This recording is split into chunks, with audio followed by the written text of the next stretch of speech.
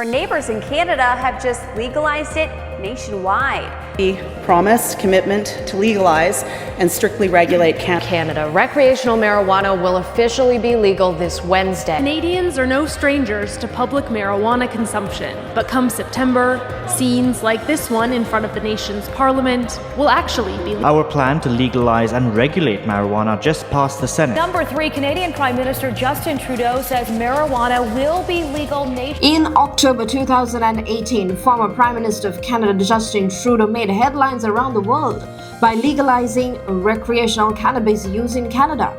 The move was historic.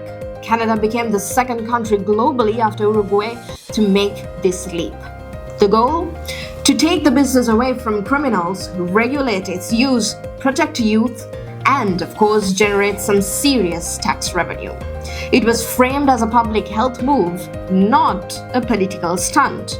But was it? The reason we're doing that, as you've rightly pointed out, is because our current system doesn't work to either protect children or to prevent criminal organizations and gangs from making tremendous profits off the sale of marijuana.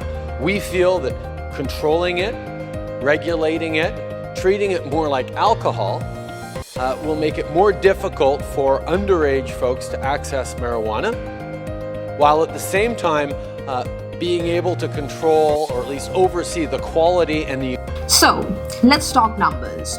One big question is, was legalizing weed a good idea in Canada? At first, there was optimism. Cannabis stores popped up across the country, especially in places like Toronto and Vancouver. Now, I can't even walk in downtown Toronto without that place smelling like weed and smoke. The government collected over $1 billion in cannabis tax revenue by 2023, but cracks started to show. Youth usage? Well, still high. Black market activity? Still there. And provinces like Ontario became oversaturated with pot shops. Some neighborhoods literally had one on every block. While legalization helped destigmatize cannabis use and give adults access to a safer, regulated product, studies show that the public health impact may have been negligible or even negative. Canada today had one of the highest youth cannabis use rates globally before legalization, and that number hasn't gone down. If anything, accessible and normalization might have made it easier for the youth under 25 to continue using without fully understanding the risks. But here's where it gets interesting. What happened to the crime rates? Legalization actually led to significant drop in cannabis-related police reports. For women, incidents dropped by 62%, and for men by over 53%. That's a pretty clear sign that taking cannabis out of the shadows and into legal shops worked, at least from a criminal justice standpoint. Now enter Pierre Poilievre, the leader of the opposition. He's been vocal about criticizing Trudeau's handling of cannabis legalization. While he's not openly called for a full reversal, he's pushed back on the broader liberal agenda tied to legalization, especially how it affects youth and social norms.